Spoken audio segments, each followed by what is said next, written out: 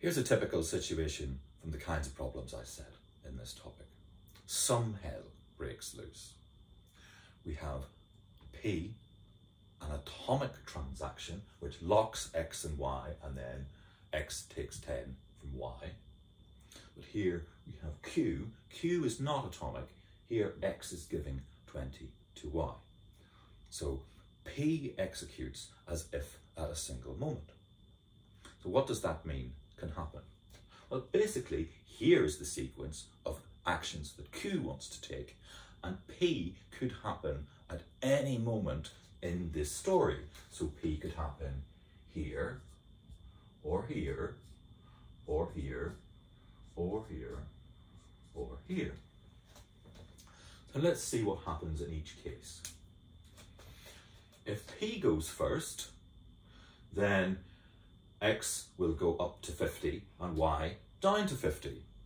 And then Q executes to completion, meaning that X goes to 30 and Y goes to 70. So that's just the ordinary sequential execution. And in fact, we know the same thing will happen if Q goes first and P goes second.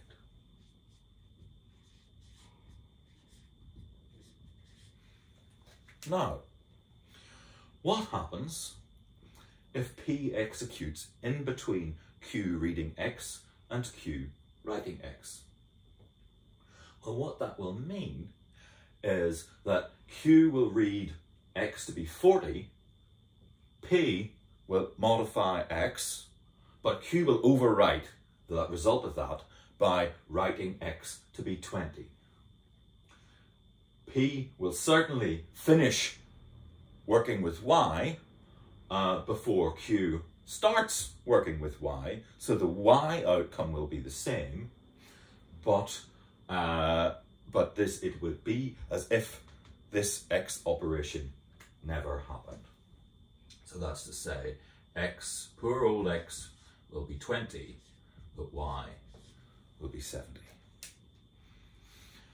What happens if P goes in the middle? Well, that means that X finishes sending, so Q finishes sending X down to 20, and then P puts X up to 30 and Y down to 50, and then Q puts Y up to 70. So once again, it's X equals 30, Y equals 70.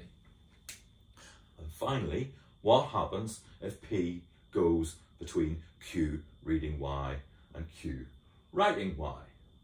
Well, then we see that Q puts X down to 20 and then reads 60 from Y. P puts X up to 30 and Y down to 50, but then Q writes Y with 80. So we end up with X being 30 and Y being 80. That's to say, it's as if P's action on Y didn't happen because it's between Q reading Y and Q writing Y. So the rule of thumb is that it's parts of the atomic transaction that are going to go missing because they happen between reads and writes of a non-atomic transaction. Just one little warning, if we try to protect Q a little bit by locking only Y, we can get ourselves into the situation where there's deep trouble.